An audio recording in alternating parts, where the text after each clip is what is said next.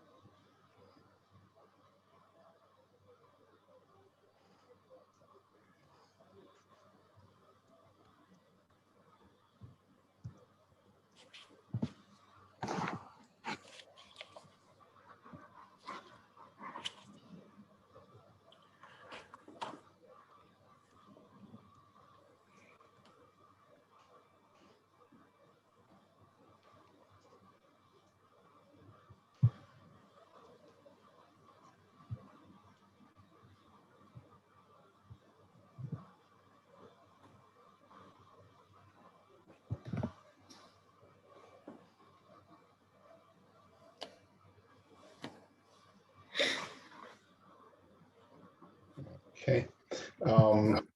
So I'll save a few of you a little bit of time here.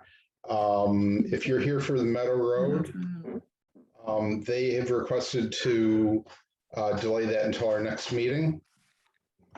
So you don't need to hang on the line and until 7:45 and have us tell you that it's not going to be here. You're welcome to stay here, but if you want to drop off, that'd be. I can't leave this meeting. Oh wait, is this working now? Now I can hear you. Ah, perfect. Okay, great. Can't see you, but I can hear you. So there we go. I'm sorry. This work laptop is on the fritz. Yes. Okay. Perfect. Okay. So we're still waiting for one more. So we're expecting. Eric should be here. I know that Mike and Danielle are not able to make it. Yeah.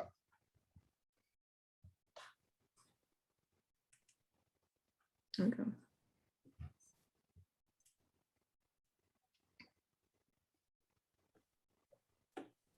There's Eric. There's Eric. Okay.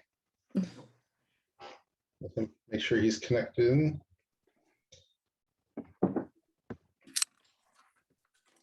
Okay, so this is the planning board for September 22nd, 2021. We will I'll start with a very the Meadow Road hearing has been delayed until the next meeting. So if you're here for that, we won't be addressing any of that tonight. So you're welcome to stay on the line if you're here for that, or drop or whatever you want to do. So, but just didn't want you hanging out for 45 minutes for no reason. Okay. With that, I guess we'll start with the planner's report.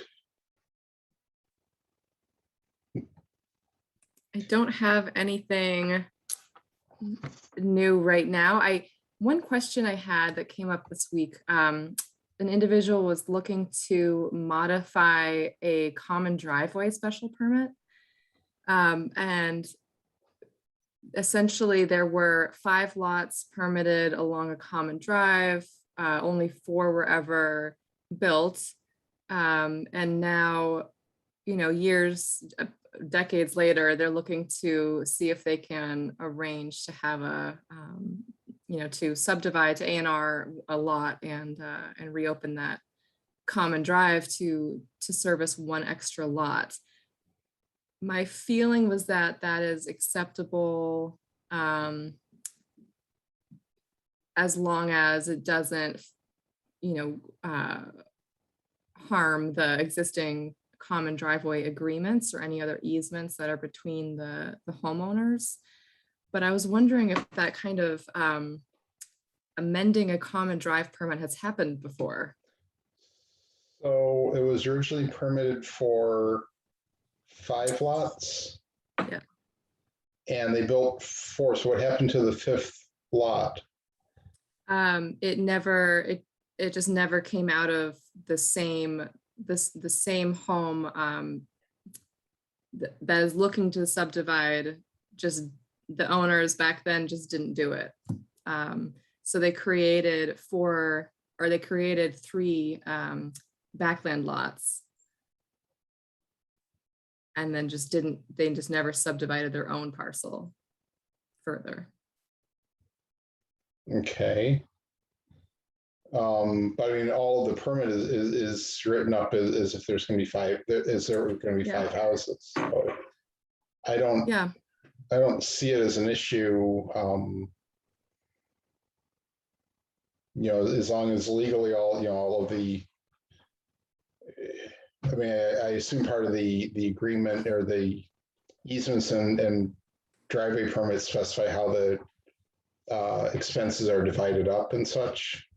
Right, exactly. That's what I said, is that it seems like you can do it, but just make sure that the any homeowners agreement or access agreement, easement, as long as there's no other language that says that further division or addition above the 4 is unallowed, seems like it would be fine. Yeah. But yeah. Yeah, and I don't know if any of our common driveway regs have changed since it was originally done. That's a good point. So, just double check that and see if they're, obviously if they're adding a house, we want them to bring it up to, as much as feasible, bring it up to the current regs. Yeah. All right. Not repaving it or anything, but adding wayfinding signs and pullouts and that sort of thing. If they're not, if they weren't there before, we'd want to make sure they're there now. Yeah. Yeah. Okay. Okay. Hey Valerie, I actually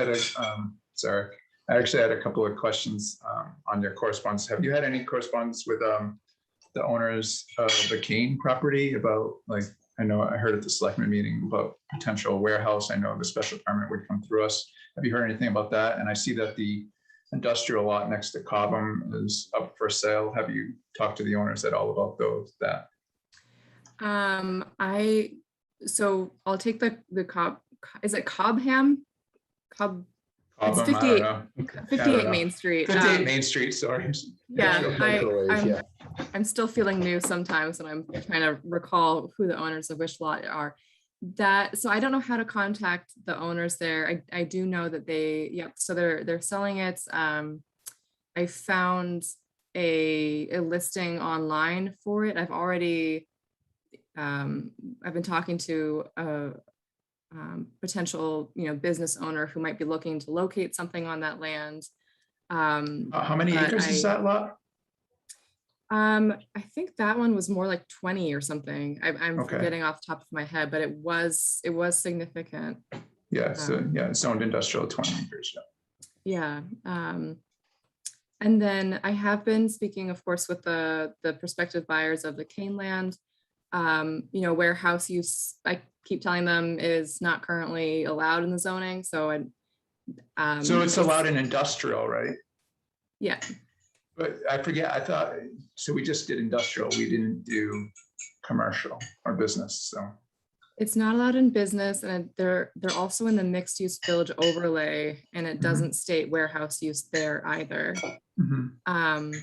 But they may be planning to come speak to the board about a zoning change. I feel like this keeps happening to this board, is businesses want to come in, but they don't want to locate where they're supposed to. So you keep keeps putting our board in a very defensive position rather than the ability to really plan. But I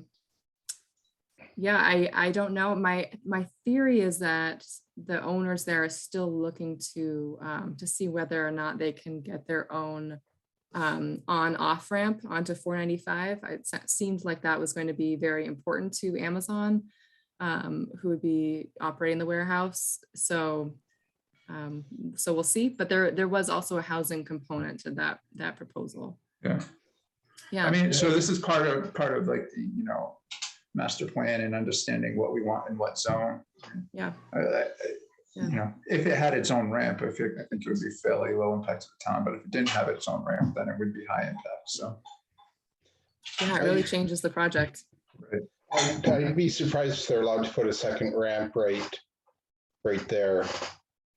I know when Marlboro was looking at adding in Seminaro. yeah, they had to jump through a lot of hoops, and that's a mile or more from the Route 21. Yeah. And I think it's, at the time at least, they had to be at least a mile apart if it's considered an urban area, and at least 3 miles if it was rural. So I'm not quite sure how that was the rules at the time. I don't know if they've changed it at all, but. Well, yeah, I don't know. Amazon could probably make rules change with the state.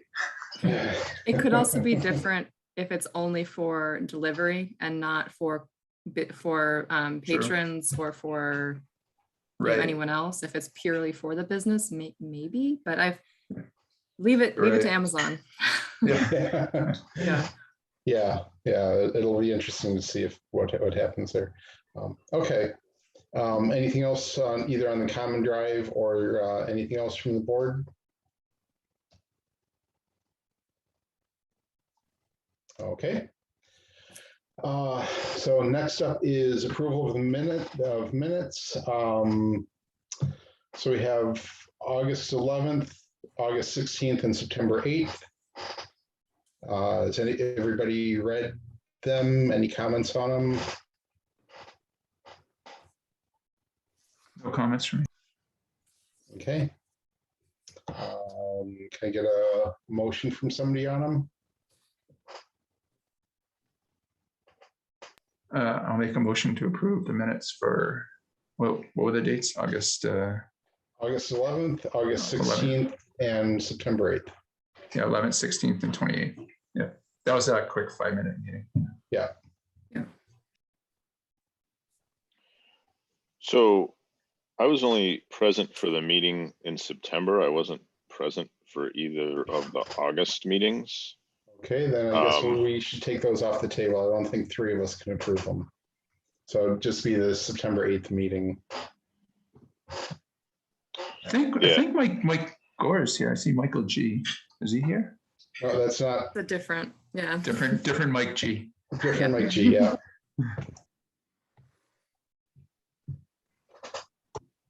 Yeah, so I reviewed the ones from the September meeting and they look good to me. I'm good with that one. Okay. Eric, you want to change your motion to just September 8th? Was it the 8th? Okay. And I was at that one, right? I know there was one I was late to, but I think I came to them all.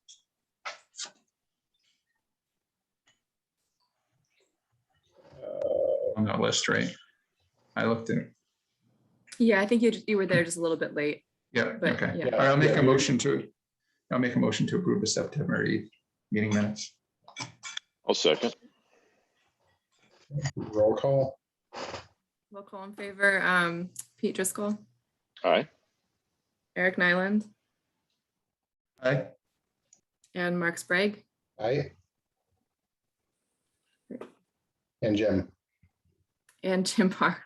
I always forget what you can vote on or not. No worries. Aye. Thank you. Okay. The next up is let's see where I have the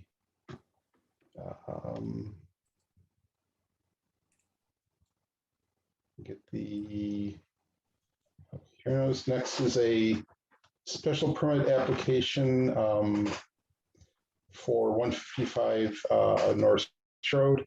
So in accordance with Mass General Law, Chapter 40A, Section 11, notice is hereby given that the Bolton Planning Board will hold a public hearing on Wednesday, September 22nd, 2021 at 7:15 p.m. To hear and act upon the application of Susan and Paul Eska, 155 North Road in Bolton. Applicant is seeking a special permit pursuant to Section 250-21.d, accessory apartment of the Code of the Town of Bolton to convert an existing detached accessory structure into an apartment at 155 North Road, identified on Assessor's Map 6E as parcel 75 in Bolton's residential zoning district. Okay. I see the Eskers are here. Do you want to give us an overview of what you're looking to do here? Sure. This is Paul Esker. We bought this property in 2008. It was built in 1998. The property has a main house, and it also roughly 3,700 feet. It also had a detached building of roughly 1,500 feet, which, I'm sorry, 1,500 square feet, which was a woodworking shop business that went through its own zoning issue, and it was considered a commercial building. So we bought the property in 2008. We used it for doing some woodworking, but also mostly for storage. And we were at some point looking to figure out what to do with this building. And it turned out that my wife's mother had made a decision that she couldn't really live on her own anymore. That was roughly 2018. So we proceeded to, she moved in with us, and she was looking for a place where she could live on her own independently, but without the burden of being able to, maintain a house and be near her family. So it seemed like that is a good fit for what that building is. It was already finished on the inside. It had plumbing, it had air conditioning, heating, the walls, it was like a residential space on the interior. So our thought process is the zoning and the bylaws now allow for an accessory apartment. It's consistent with where the town is going in its town planning, in its housing plans and master plans. And it seems like a better use for the building rather than being a commercial space in a residential area. It would be something that's consistent with what the town, is going towards. So that's our request, is to allow that building to be used as an accessory apartment. Okay. Valerie, any comments from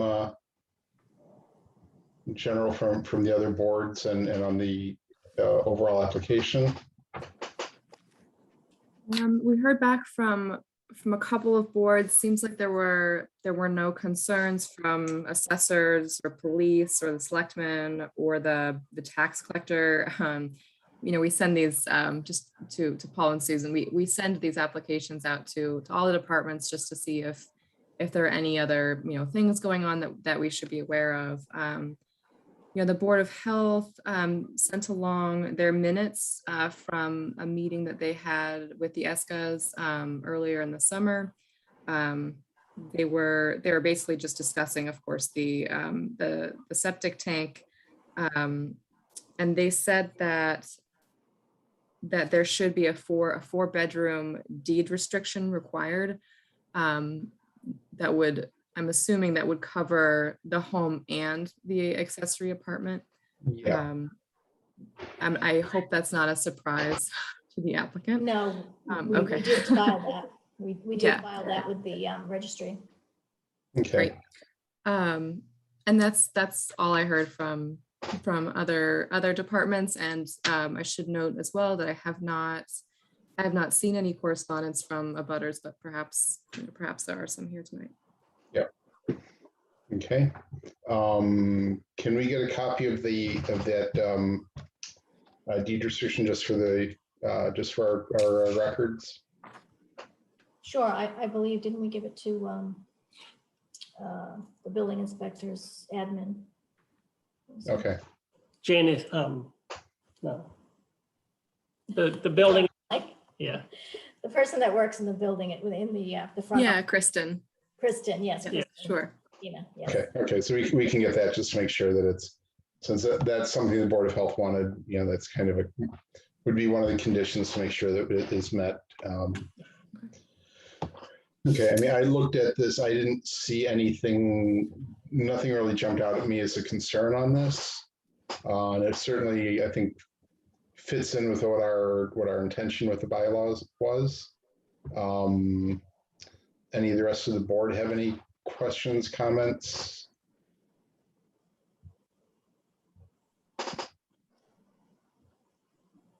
Eric, Pete, Jim? No, I think it fits, what we were looking for. I think it was less than 50%, which is what we were saying. And, I drive by it a lot, it fits in with the landscape. It's nothing that stands out. So Yeah. I see no issue with it. It's 1,200 square feet or by special permit from us. So, Right. Okay. Yeah, so it's larger than the 1,200, but the bylaw gave us some flexibility Right. there when it's a pre-existing structure. So, Exactly. Yeah. Okay. Pete, I also, go ahead, Valerie. Sorry. I just wanted to note that I had spoken to Paul earlier today, and I just want to give him space to make a decision here. Is that we only have 4 voting members of the board here tonight, and so with a special permit hearing, you would need a supermajority of the full membership to receive an affirmative vote to receive the application or the special permit.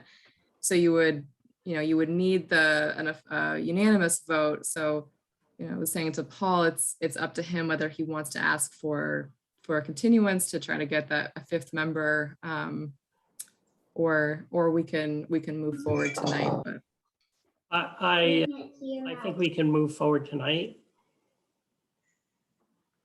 Okay.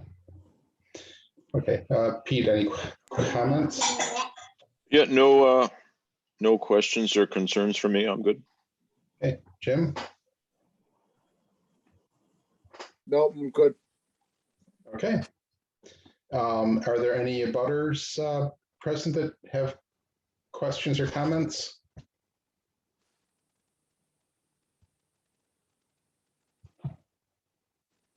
Okay. I guess barring that, guess we need a motion to close the hearing.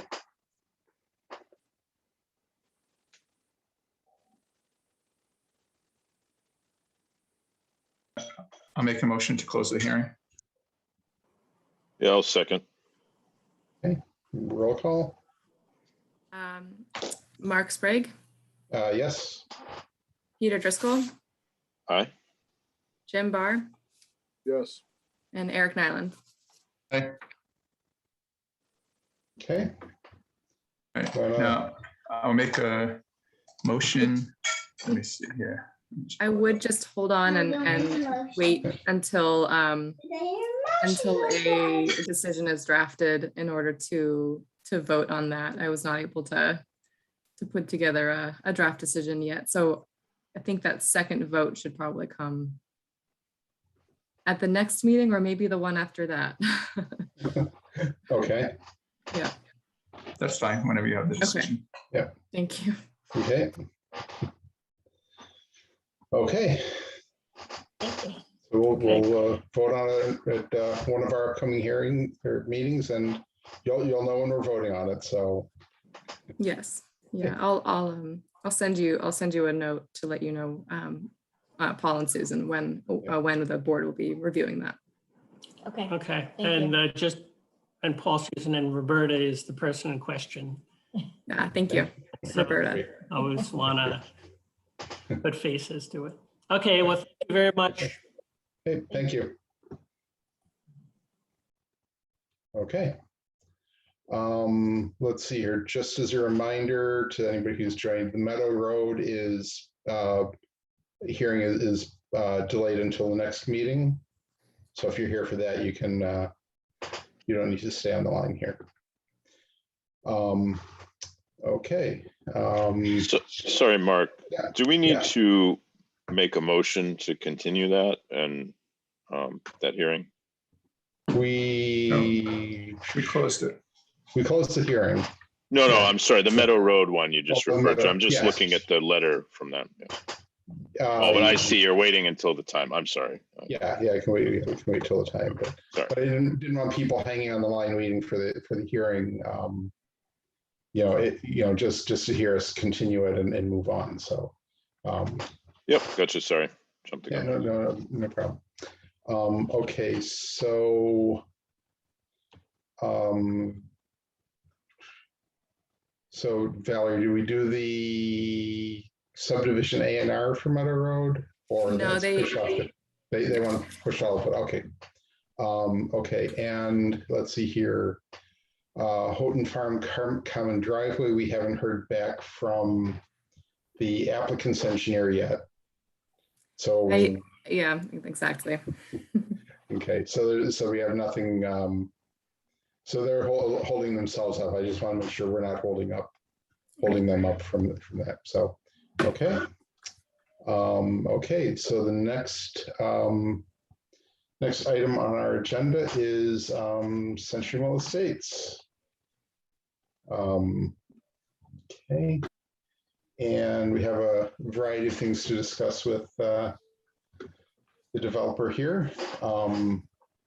Okay, so the first one should be fairly straightforward, hopefully, is discussion and vote on time extension for the roadway for phases 1 and 3.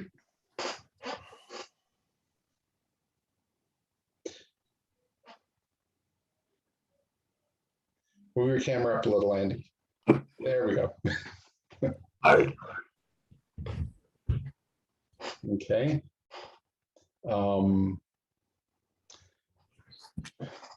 Okay, so your current deadline for constructing the roads has expired or is close to expiring. So we need to see, understand what your plans are there and understand, to get an idea of how long we need to extend it for. Just to backtrack for a second, the background here is that many years ago, the middle phase of the project was sold. And there were 3 people that bought it. And one person of the 3 owns 10 lots. One owns 5 or 4 lots. And then one person owns 1. And we started the road many years ago, and they're supposed to pay for the road, and 2 of the people paid when we started the road. One person did not, and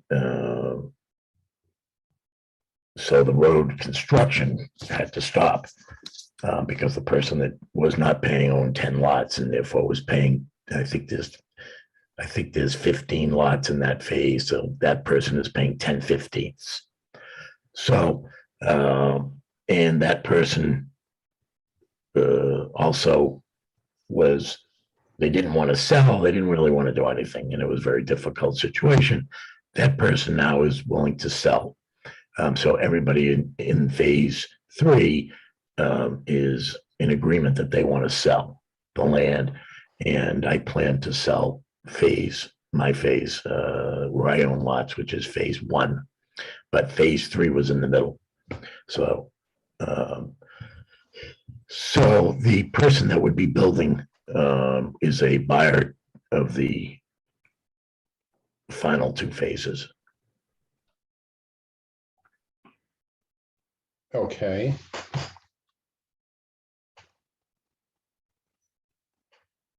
So what does that end up meaning? Just, I guess that in order, for someone who's the buyer, we don't have a buyer yet, but the market obviously is very good. So in order for us to sell, they want to make sure they were able to build and complete the roads and continue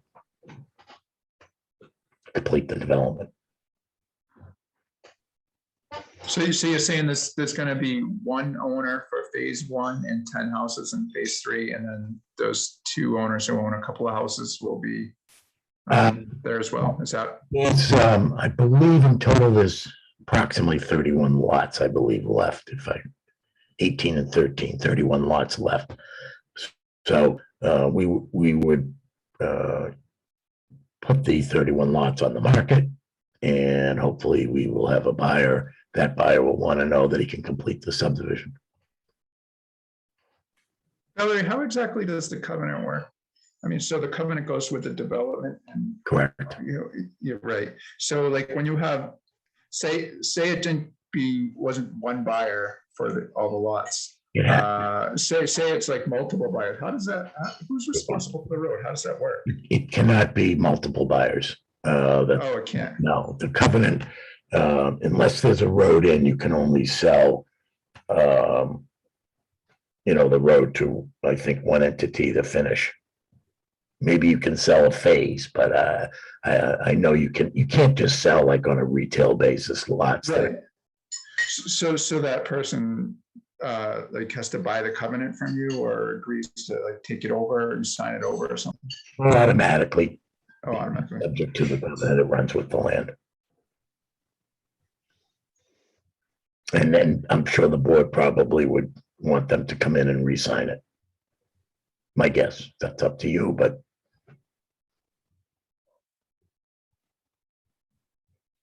Okay.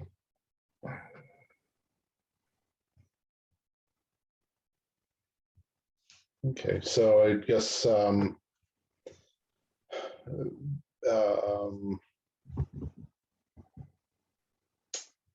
far as the length of time, I mean, we, hopefully we will put somebody under agreement,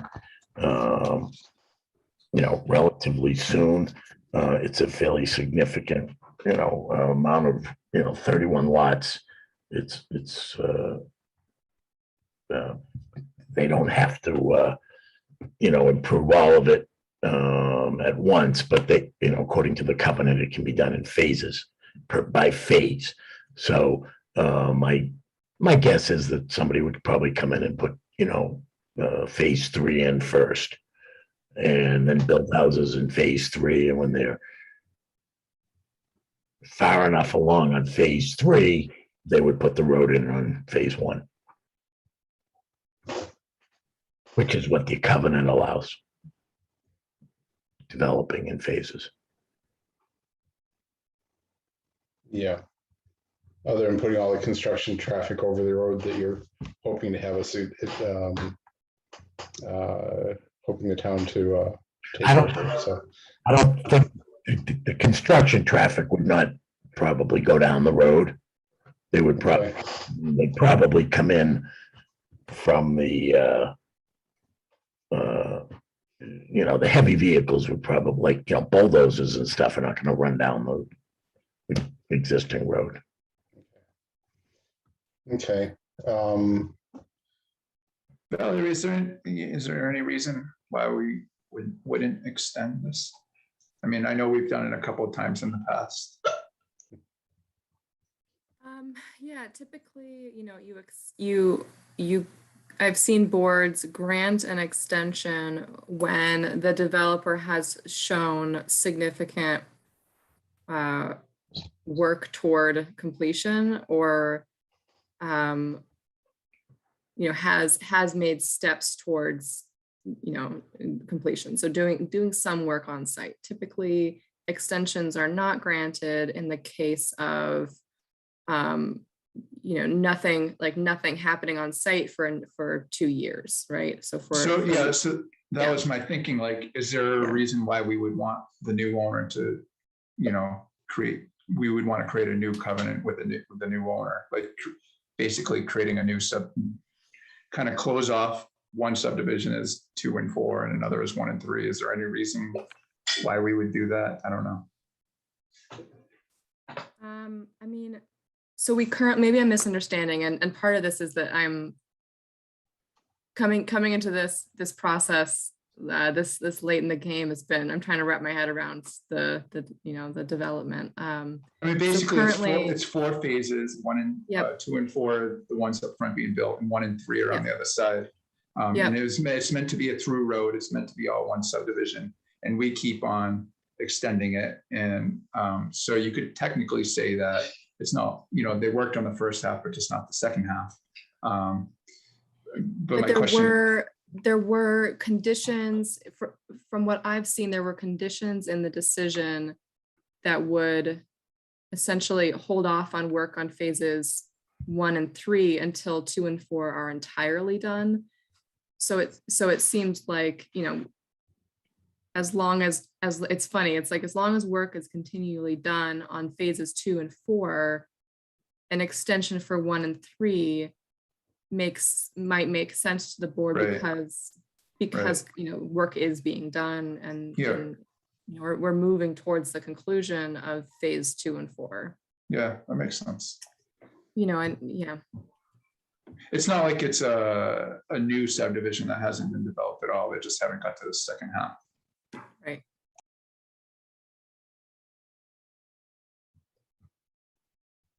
Yeah, I mean, I guess if you don't see any reason not to extend, I don't. What we've extended a couple of years each time. I think last time we even did longer than 2 years. I forget. I know we've done it a couple of times.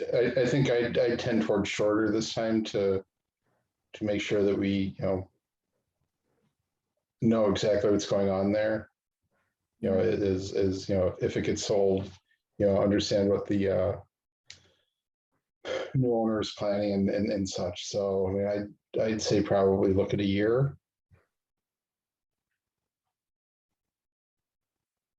And any developer that knows what's going on would know that they can, talk to us about extending it if they need, if that's an issue.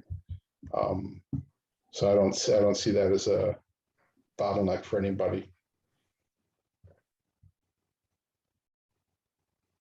And if I could just have the applicant repeat this one more time, I'm sorry. So currently do you own all phases currently? No. No, No, okay. So there's one partner that owns phase 3, you said. Well, there's no formal partnership between the 3 owners, but they own our lots. And they all signed the original covenant. So that was fine, but it was really one person out of the 3 that was holding up the construction of the road in that phase.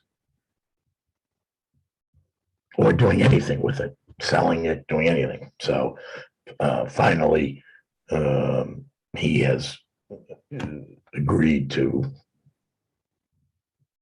do something, which is sell it. So at this point, the other 2 people, although their preference was to put the road in and build houses, they're going to just sell.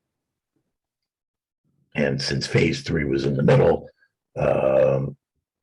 phase 1 couldn't really get going without, the water line and so forth going through phase 3. But I'm sure to Mark, on your point, the new person, whoever it is, will obviously come in front of the board. It'll probably be one of their first stops before they do anything. So it's all of phase 1 and 3. So the 3 separate owners in phase 3, and you're all selling in one big piece, Yes. basically. Yes, one of the owners in phase 3 owns a couple lots in phase 1. Okay. Okay.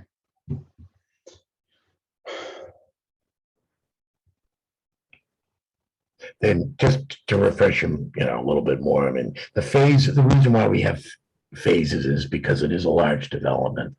And the phasing lines, generally speaking, are where the drainage, each phase is works independently.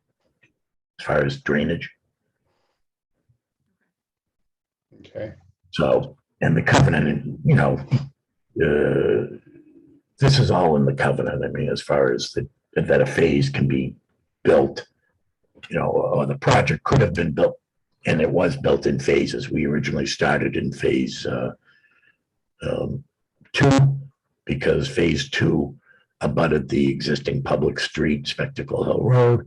So the first thing we did was put the road in for phase 2, and then we did phase 4, which represents about 2/3 of the development is already built.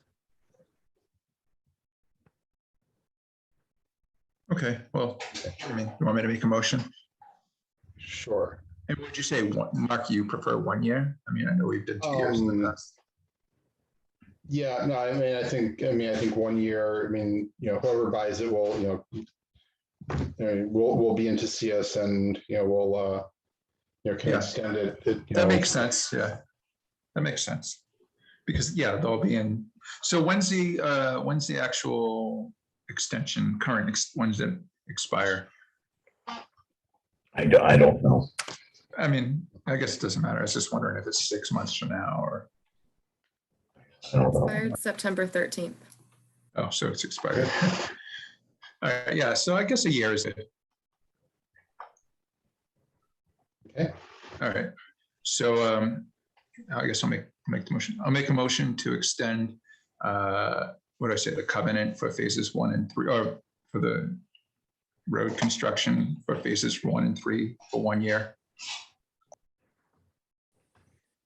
I'll second. Oh, can I ask a quick question? Mr. Chairman, can I ask? Yeah, you can ask a quick question. Thank you. Valerie, what was it that was expired on the 13th? It was the covenant for phase 1 and 3 for construction of the road. Okay, so is that what should be extended, not just?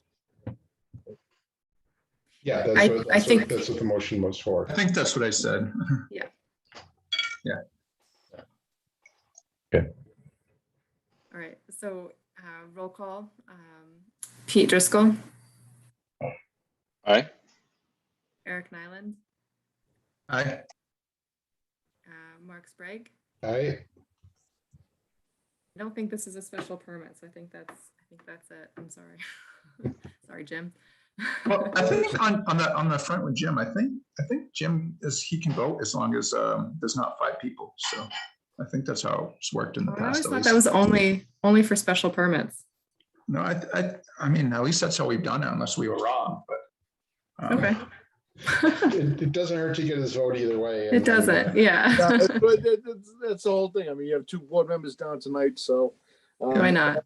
Yeah, my vote's aye. Great, thank you. Welcome. You're on the books. Thank you. Okay. So it's going down through Valerie's email to you, Andy. The insurance policy for phases 2 and 4, has that been extended? I mean, since we haven't done road acceptance yet, has that been extended out to, you know, presumably into next, you know, after town meeting next year? I don't, then, are you going by what's on the agenda? Sure, I can go by the agenda. So the tax payment plan, that's fine. Okay. Yeah. The tax, yeah, I need to get a tax payment plan with the town. The vast majority of the taxes were paid. Approximately $230,000 was paid. So I will be in touch with the assessor, and for the remaining balance, hopefully get a tax payment agreement in place, which would allow then the road acceptance plan, the road acceptance to be able to take place next spring. Okay. So for the tax payment plan, if we can just, so I believe that will need to be just another step there. Just reading through the former town planner's notes and the decision, it seems like entering into a tax payment plan would require a public hearing. I don't know if it's, because you're reopening the subdivision approval, but that would be, that would be a hearing that would need to be adequately noticed.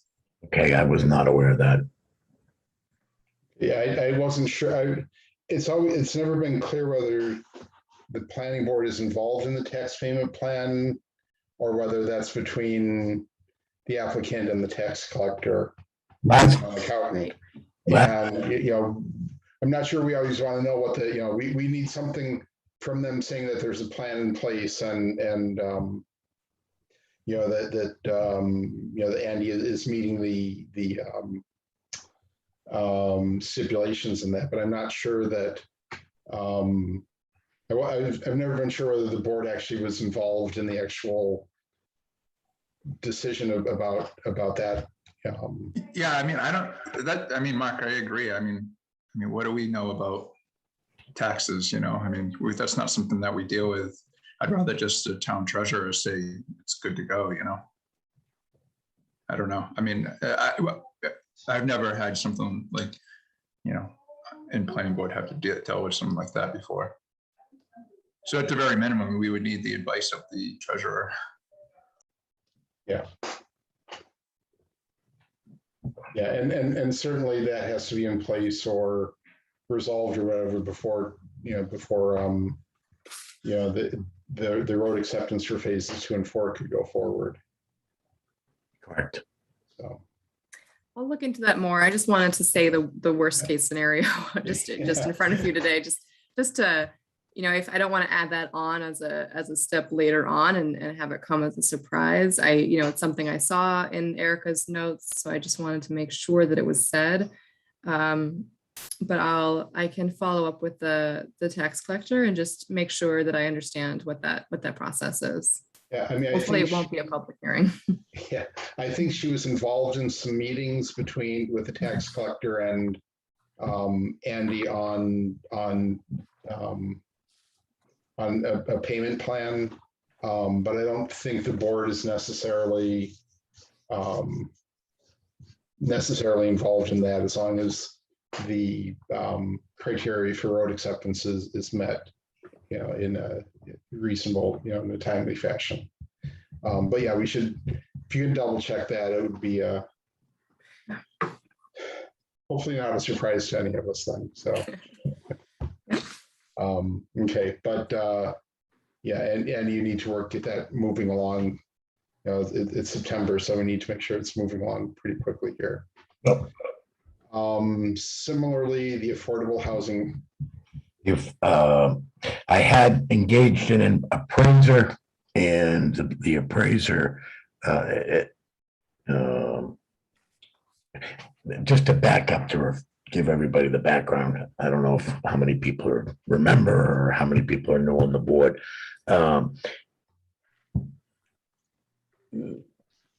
But the town, this has to do with when I got the approvals for this development.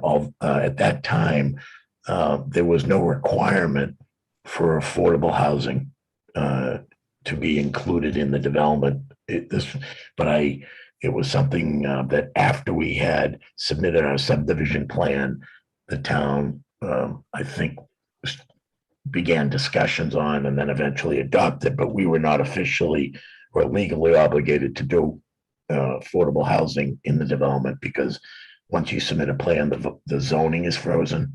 So we were under an older set of subdivision bylaws. In any event, we did offer 3 lots in the development to be affordable. However, in our approvals, we have, when I say we, the developer has the option of either donating 3 lots or paying an amount of money equal to the value of an unimproved lot. So a value of a lot without a road in it. And the developer is the one that gets to select which lot is going to be donated. So we chose to donate the money. And our lot donations are due on the every time we get 20 occupancy permits. So when we got our 20th occupancy permit, we elected to donate the money, and the town solicited bids for an appraiser to appraise the lot that we selected, which was in phase 1. And the town hired an appraiser who bid $500 to do the appraisal. And in my opinion, the appraiser did not appraise the lot properly. And anyway, the appraiser appraised the lot for approximately $133,000. And again, this was an unimproved lot. Phase 1 is all ledge. The road, the entire length of the road.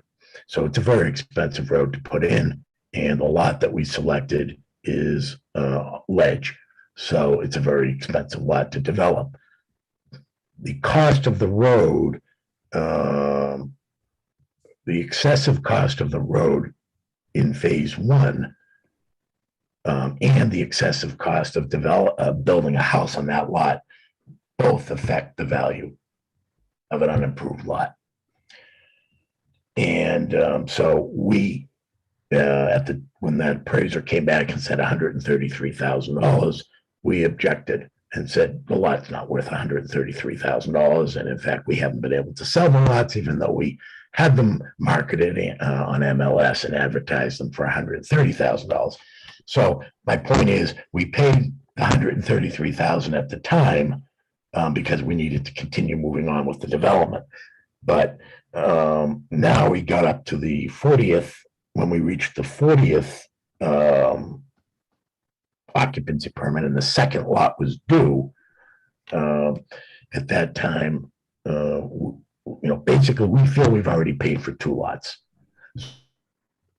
Andy, even way back to the 20th lot, we've been saying, do an appraisal on your end, and we've been talking about this for 5 years. So we need to get this other background so that everybody knows how we got here, in case there's new people on the board. In any event, I engaged an appraiser, and they wrote me back saying we need a road bid. So we are bidding out the cost of the road.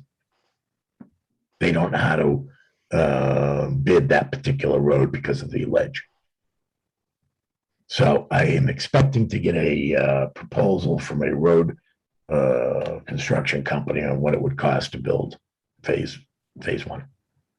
And I haven't received it yet, but that's where it is. So in order to do the appraisal, I have to have the road cost. So, I just on your word, we can't just, we want to see, an appraisal. No, basically. It's just an update, Eric. I'm not asking for anything other than just giving you an update on the appraisal, which has to do with the affordable housing payment. It's just an update. It's just, I think the purpose of tonight was to just give you an update. Okay. Well, the goal is to get this resolved. This has been dragging on for years, and it's always been, this problem, that problem, whatever, so, and now that you're talking about selling it, I think from a town's perspective, we need to think about what we need to do to ensure that we get those lots to affordable roads accepted. I've done almost everything in the development to have the roads accepted. It's done. This is a piece of it, though. Yes, it is. No, but I'm saying as far as if, the roads are all paved, the street trees are in, the asphalt. Yeah, And that's that's good. And this is part of what needs to be resolved for road acceptance. So we need, we need this, we need this resolved. And, if you're looking at selling off phase 1 and 3, who's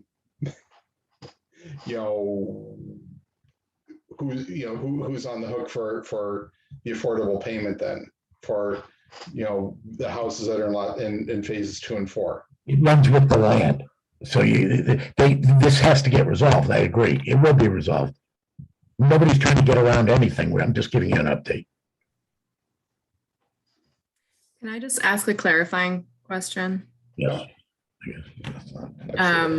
Thank you, Mark.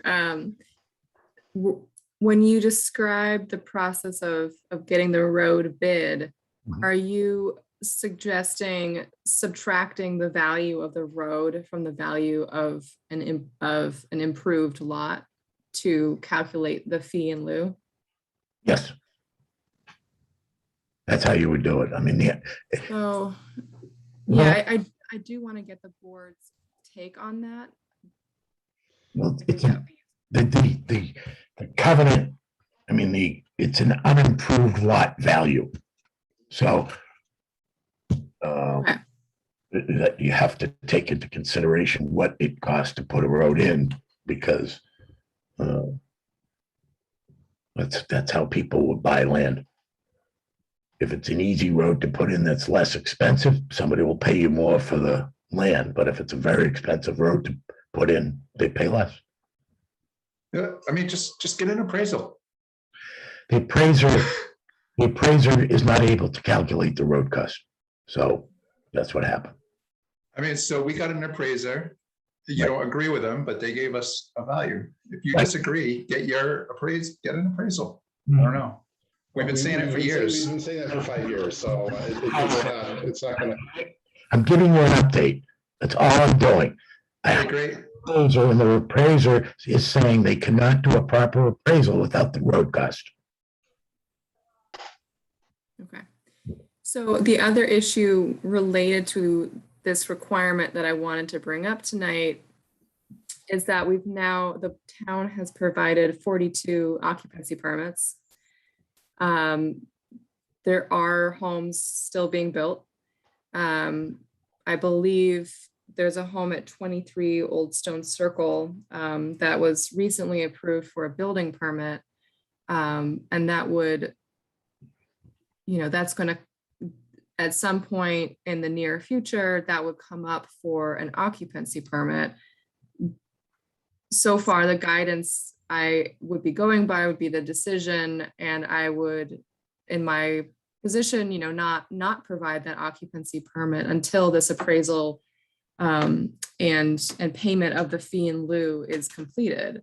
So I just want to have the board kind of discuss that, because I know that we do have, we're going to have a family trying to move in at some point. So, I mean, so I think the last time this came up, it was like the meeting right before Christmas, and we had the story of, oh, we're out of our house and we're supposed to move in Christmas break, and so like we were in the position where we had no choice but to extend it to 42, I think.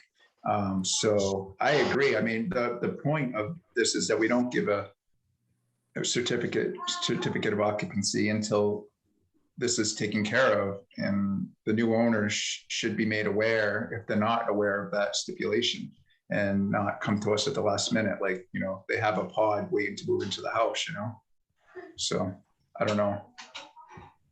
Yeah, no, I agree. I mean, I think we've every step along, every time we've hit the limit at 20, we blew past that because we were working on it.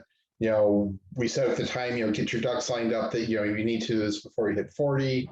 We hit 40, we gave you another one. And now we're, this has been dragging on for so long, Andy, that, I can't, I mean, I can't justify giving any more extensions on this. and Mr. Chairman, may I be heard on this? yes, you need to identify yourself and your Yes. address and such. Thank you. I'm attorney Michael Greenberg. My address is 171 Main Street in Ashland, Massachusetts. Yep. My telephone number is 508-656-8171. I speak on behalf of my client, who is Franz Kramer, who is the current owner of Lot 25B at Century Mill, and the address is 23 Old Stone Circle. May I be heard just very briefly, a very brief statement on this issue? Very, very brief, yes. Thank you. So my client, as you are discussing, has been advised by this board that his certificate of occupancy is being withheld until the affordable housing condition is complied with by the developer. The condition, of course, is a worthy requirement, and we fully understand the town's frustration with the delay in the developer's compliance. But with all due respect, to enforce this requirement against a single non-offending homeowner, I mean, it's unfair, it's arbitrary, and it's, in my opinion, contrary to law. Mr. Kramer is not a developer or a builder. He purchased this property for his daughter for personal residential purposes. He has no formal connection to this development or with Mr. Benditson, other than as an arm's length good faith purchaser for value. The house was partially completed when he purchased it, and my client has approximately $800,000 of his own money invested thus far, including acquisition costs and improvements to date. There's no mortgage on the property. So while the subdivision approval itself does clearly set forth a schedule of contributions to be made by the developer into the Affordable Housing Trust, nowhere does it expressly state that issuance of occupancy permits is conditioned upon these contributions. One could perhaps understand withholding of permits from the developer who failed to comply with the approval condition, but not from an innocent third party. Put simply, the recorded approval doesn't provide notice to a purchaser that an occupancy permit could be withheld for the developer's failure to make the required housing trust contributions. Okay, you've made your point. I think we understand. I mean, if I turn that around very briefly, so if a developer went and sold off all the lots and walked away, then who would be responsible for the affordable housing?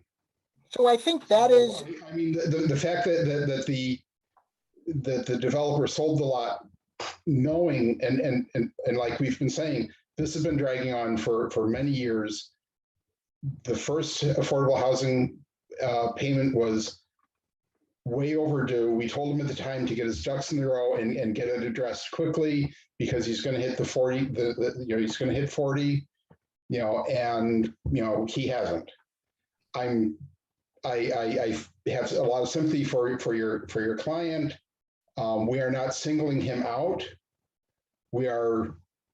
It's a simple matter of what leverage does the board have to force the developer to do the right thing here.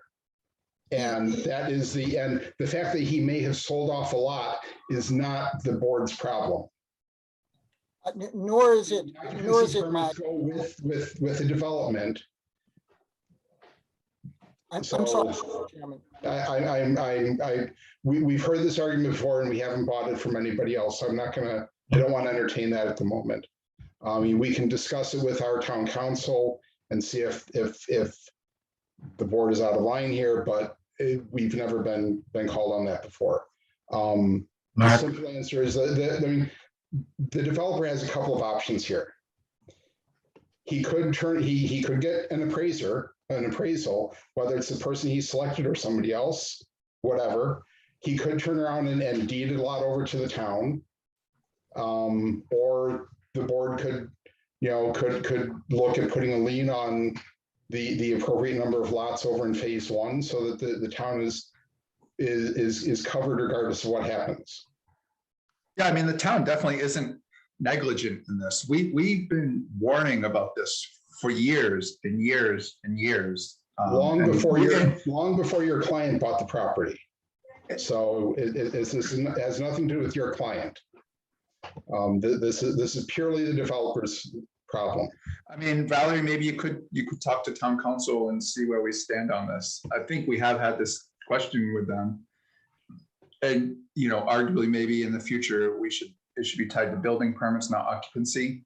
But I think we have changed that because of this, but moving forward, yeah. But it's still, I mean, it's the same thing. I mean, if the Right. Kramers had bought the lot, Right. and then now they're sitting with a lot that they can't get a building permit on. So it's Yeah, just, same they thing. don't have quite as much money tied up, but I mean, I definitely feel for them. I mean, but it's, we've been begging for an appraisal for years, and I mean, just get the appraisal, Andy. I will say this much, that the problem here was caused by a grossly inaccurate appraisal.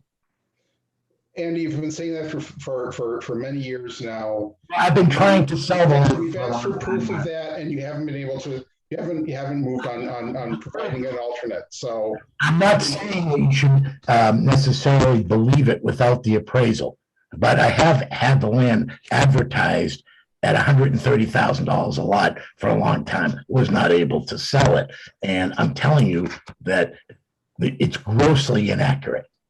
okay, And so that's fine. the town hasn't done We've anything. been telling you for 5 years to prove it, because you haven't liked it. You haven't liked, Andy, you haven't liked the appraisal since we got it. You haven't produced a separate one, a different one. You haven't produced one for the second lot. Enough. Okay. Get it moving. Donate the land to the town. Just put a lien on the property for the town. I don't care, but it has to get resolved. I understand. Especially if you're talking about selling off the land that the affordable units are on. I mean, that just highlights that this is that the town is setting itself up to get shafted here. Town can't get shafted. Well, you can get shafted if you sold off the property without It paying the doesn't affordable. the person's the obligation. So the town cannot get shafted. Okay, It's just sitting there, and the town is very secured that nothing else can happen out there until this gets resolved. But I agree with the attorney, holding up an innocent individual lot owner, to me, does not make any sense. And I- 5 years to get a second appraisal, so. Yeah, you also did allow other people to get occupancy permits. Anyway, Okay, so it sounds like, The issuance of an occupancy permit isn't a question of discretion, and it certainly is not a question of leverage against an individual property owner.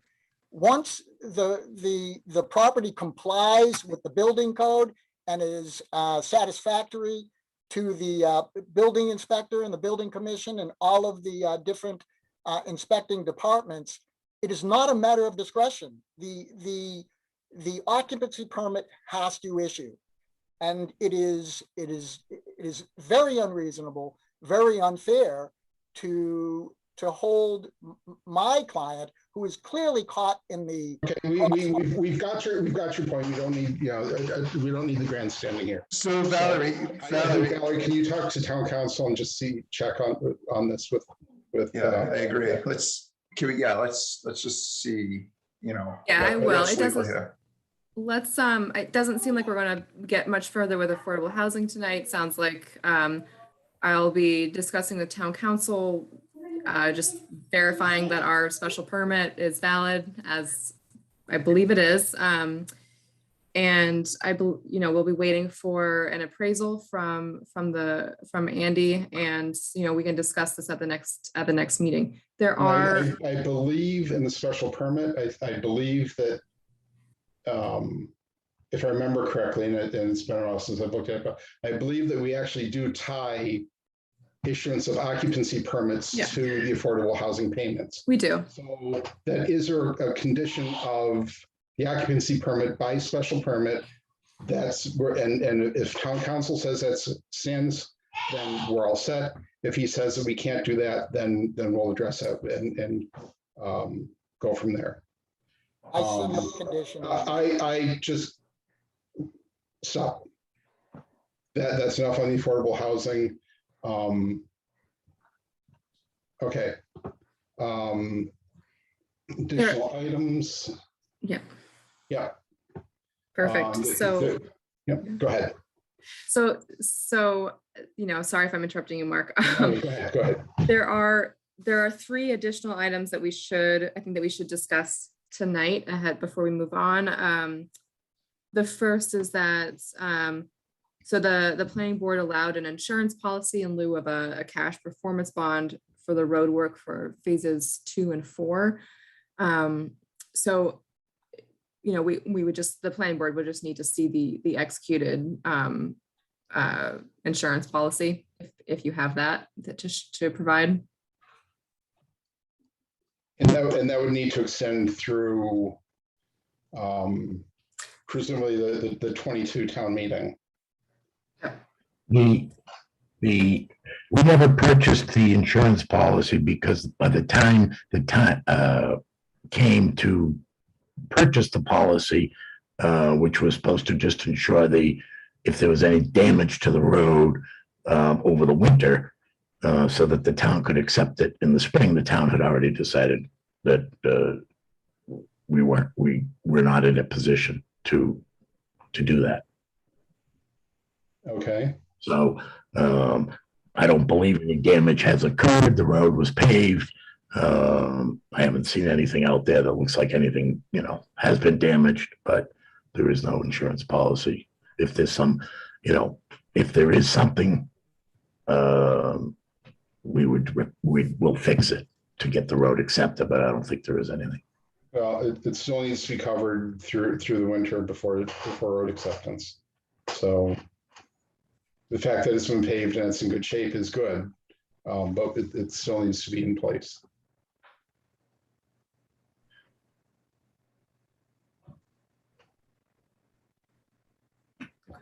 Okay. And then just a note that the deed for the open space needs to be finalized with the Conservation Commission. Yes. Well, that's like the last thing to do is have the lawyer draft deeds and submit them. Just a note.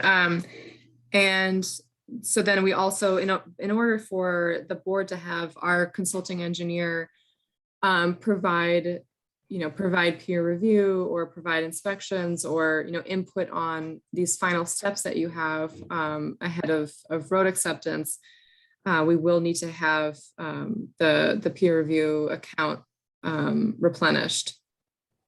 The inspecting engineer already gave a letter to the town saying that all the work that was supposed to have been done and all the punch list items that were not on this final punch list have all been done. So right now, I think there might be some confusion. So Fred Hamway was the previous peer reviewer, and so on his retirement, he provided the town with, or the board with, kind of a closeout letter for each of the sites that he was reviewing and he was a part of. It's my impression that, for continued review of as-built plans of site work moving forward, we will need to have the account replenished. And in fact, there's also a negative balance.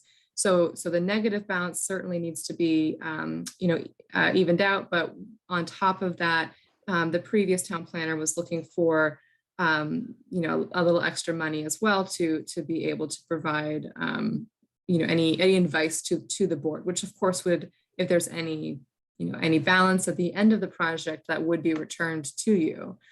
So I know that the former town planner had asked for $7,000 to be provided to replenish that account. So that will be needed as well before the board can move forward.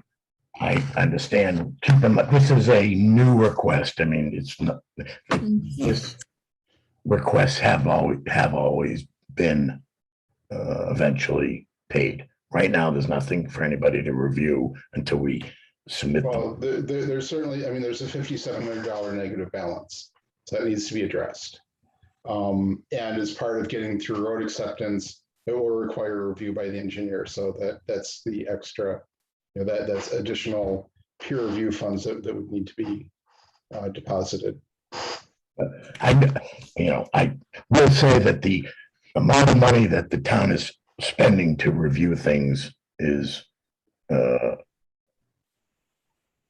more than what I would consider to be reasonable. You're welcome to your opinion. In the meantime, that is what the balance on the project is. So that needs to be addressed.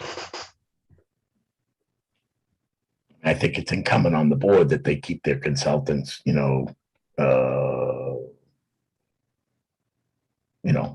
cost effective.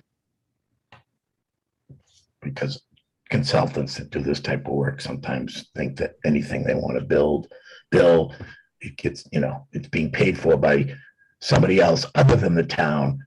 And therefore you guys might just approve it because it's not your bill, and then I get stuck with the bill. So please try to review those things carefully because it's very expensive what they charge. Okay. The comment is noted, but there's still the balance due. And money for going forward for the final inspections and such. So, okay. I think that was all that was on the list. Anything else? I sent an email tonight to Valerie, if you want to go through the punch list, just because we're down to we got to put the street light in. As far as actual work that has to get done, we need to put the street light in.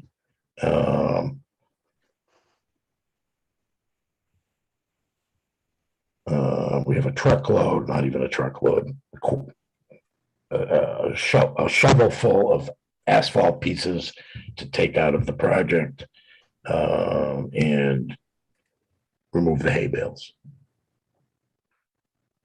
So it's really at this point we're getting down to the taxes payment agreement and the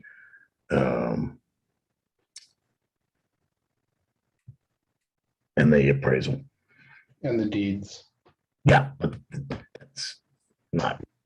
That's not insignificant. So I'm just saying that it's not physical work. I mean, yeah. The project is, been completed except for the light work at the project. Yep. Okay. That's what. If I can I'm looking through, I can pull this up for the board if you want to take a look at it, but I just want to make a note just of an initial comment here. There are a couple items that it says that as of May 24th of this year, street acceptance plans and as-built plans are done. Any plans should be provided to the town so the board can review them, and those are the kinds of plans that we would need our consulting engineer to review. So I don't, since May, I have not, received. That reminds me of something. I would like to suggest that, we're pretty much done with the work here. I expect to be giving the electrician the go-ahead at the end of the month to put the street light in. But other than that, we have to remove the hay bales. It would be helpful because of my financial condition if the board would agree upon the submission of the as-built plans to reduce the bond and pay that money to the engineer.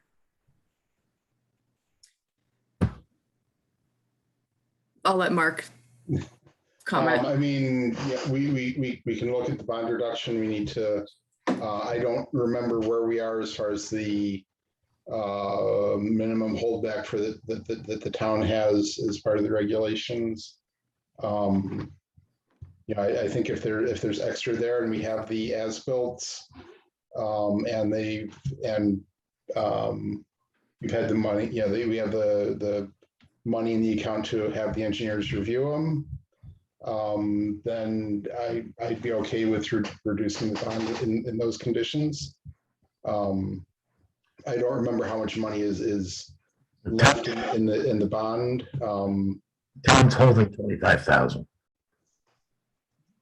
Okay, I don't remember what the original amount was, so I don't know whether we've hit the 10% limit or not.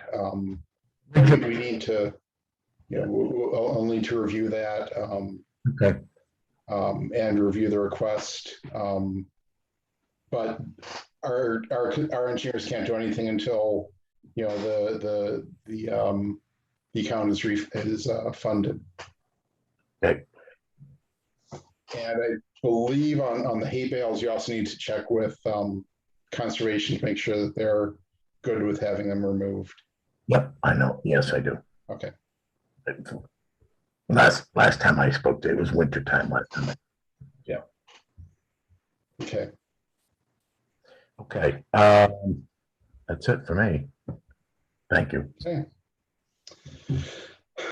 Let's get the appraisal done here. So, okay. It has been a battle, believe it or not. Okay, thank you. Okay, thank you. Thank Hey. you. Okay, back to our agenda. Now that we're 45 minutes late, we'll go back to the backland special permit for Meadow Road. They have requested an extension or to move the hearing to October 13th. Valerie, what else do we have on the agenda for that night? So What time do you want this? I think a 7:15 appointment would be fine on that date, but we should we'll have to open the public hearing. Okay. Continue without testimony. So you need to read all the silly legal notice here. Yeah. You want me to pull it up for you? Is that? So I've got a couple of screens here for the. Okay. Okay, so in accordance with Mass General Law, Chapter 40A, Section 11, notice is hereby given that the Bolton Planning Board will hold a public hearing on Wednesday, September 22nd, 2021 at 7:45 to hear and act upon the application of David and Faith Wilson of Lanesboro, Massachusetts. The applicant is seeking a backland lot special permit pursuant to Section 250-13 of the Code of the Town of Bolton in the residential zoning district for a property located along Meadow Road, identified on Assessor's Map 4D as parcel 104. Okay, so the hearing is open. And so now we have a request from the applicant to continue the public hearing until October 13th. And we'll have that scheduled for 7:15. So can I get a, let's see, what do we need a motion to continue it? I'll make a motion to continue it till, what do you say, October 13th. 13th at 7:15. Yep. A second. Okay, roll call. Eric Nyland, Aye. Jim Barr, Aye. Pete Driscoll, Aye. Mark Sprague. Aye. Okay. So I think we're done with that one now. And so that brings us to our other favorite development here with Keys Farm. I don't believe there's anything, we've not heard anything from the developer on this one, or his attorney, so I'm not sure that, I'm not sure there's any updates here. No, I did request that they also replenish their peer review account in order to have, I know that the board had intended to have Niche present at this meeting to further discuss the bond reduction. We now have a negative balance with the Keys Farm peer review account, so I told Niche to hold off until the 13th so that we can make sure that we have proper, payment.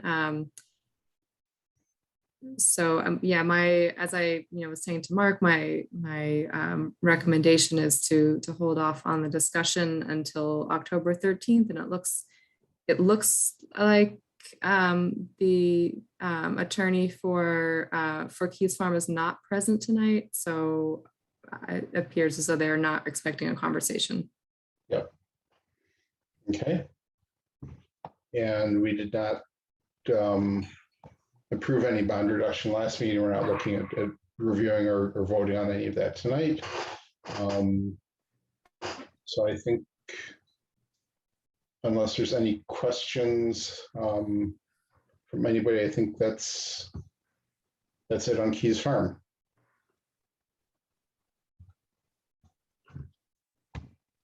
Okay. Well, that's the end of the agenda, so I'll take a motion to adjourn. Motion to adjourn? Second.